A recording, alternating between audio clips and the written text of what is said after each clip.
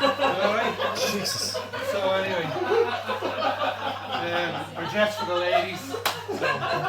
anyway, as I said, like, you know, I just say a little bit I want to say about we were talking about phobias. Anyway, you know, so just, I have this fear as well, you know, I just want the ladies might understand this one in the audience, you know, that when I go out for an evening, you know, I have a fear that I'm going to bump into someone wearing the same outfit, you know. So, but, it's just, and as I said, you know, around the ladies thing, you know, at the moment I find myself a bit of a sex object, you know, every time I ask women for sex, they object, you know, so that's kind of something to do. But as I said, you know, the main thing for me, you know, I just kind of think what I'd like to talk to tonight is relationships, you know, in my relationships, you know, and I wouldn't say that they're disastrous, but they're definitely dysfunctional, you know, so I'll give you a couple of examples, you know. The first girl I got involved, I think it was like about 24, first serious relationship I had, you know, and it was all, started off all, you know, the way the first love, you know, and it's like kind of you go for romantic walks and meals and stuff like that, you know. And after a while, she was asking me to move in with her, you know, so it was kind of like, you know, Dave, all your stuff is here anyway, you practically live here, you know, and don't you love me? So anyway, I decided to take the plunge and move in, you know, so anyway, moved in. A few months later, she was accusing me of smothering her, you know, and that's what it said on the police report, you know, so, but anyway, that's kind of, I don't have much luck with dating either, you know. I'm thinking, you know, that you know, when I was younger anyway, you know, and someone didn't turn up for a date, you know, I'd be thinking, you know, what's wrong with me? Is anyone ever going to love me? You know, things like that. And now I'm kind of, I look at these things more positively, you know, I think to myself that they've been kidnapped, they're chained to a radiator somewhere, and you know, their last wish, you know, their last thought is that maybe they could get to kiss me one more time, you know, so more positive thinking around that thing, you know. And I also kind of, you know, around the dating thing, I don't really have much look around that, so I kind of think, you know, that, you know, I also have a barren sex life, you know, so lately I've started using Rohypnol, you know, and now when I wake up in the mornings I can't remember a thing, you know, so that's kind of where I am with that, you know, but there's another, I'll give you another example, you know, especially, you know, picking the wrong people, you know, you look back in hindsight maybe, you know, you think to yourself,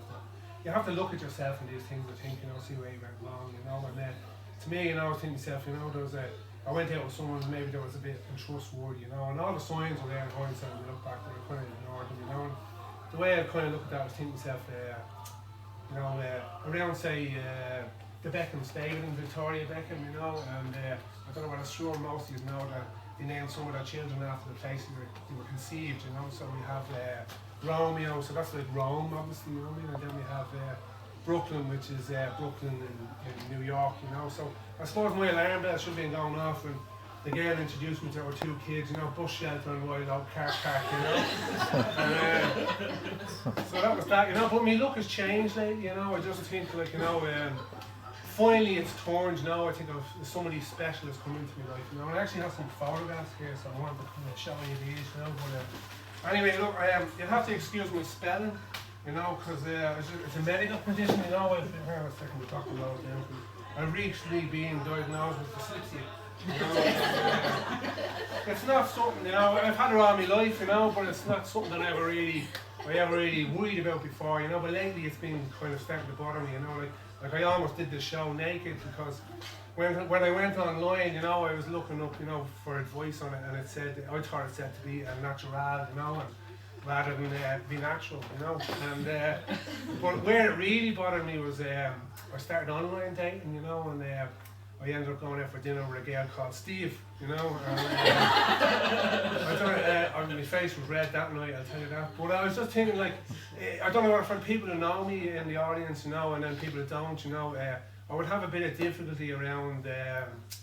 confrontations and kind of hurting other people's feelings, you know, so me and Steve are moving in together next week, you know? And I'm hoping that over the coming weeks, months and years, you know, that he's heard of me, you know, and I have a cunning plan, you know, and my plan is that if I nag him persistently, he'll turn and move out, you know, so things like, you know, you're not doing your share of the hoovering, you know, don't talk anymore, and you know, you keep leaving the toilet seat up, you know, that sort of thing. So, and that actually reminds me of another thing, you know, one of my other exes said to me, Dave, you know, I'm tired of wiping the sprinkles off the toilet seat, you know, and I said to her, maybe you should sit down when you're taking a piss. So, that's kind of like that. But anyway, so we're going to get back to Debbie, you know. So I have some, as I said, I'll let me tell you a little bit about it, you know. It's just kind of like, you know, when someone comes into your life and it's just, you know that this person's the one, you know, and you're kind of, you jump out of bed in the morning with a spring in your step, you know. You're at one with nature, you know. You hear the birds singing and stuff like that. At night time, you're seeing moonlight for the first time, you know. And you write a 10-page poem, you know, called From the Curve from her armpit to her hip, you know. And you can kind of imagine yourself spending the rest of your life looking into this woman's eyes, you know, and holding hands into the sunset. And that'd be me and Debbie. So I just have some photographs I want to show you here. So this first one is a picture of her in Tesco's car park putting her shopping away. So the next one here is she's picking up her daughter from school. So I love the way she carries herself here. This next picture is her again at the playground. And you can see there, you can see the leaves and the branches and stuff.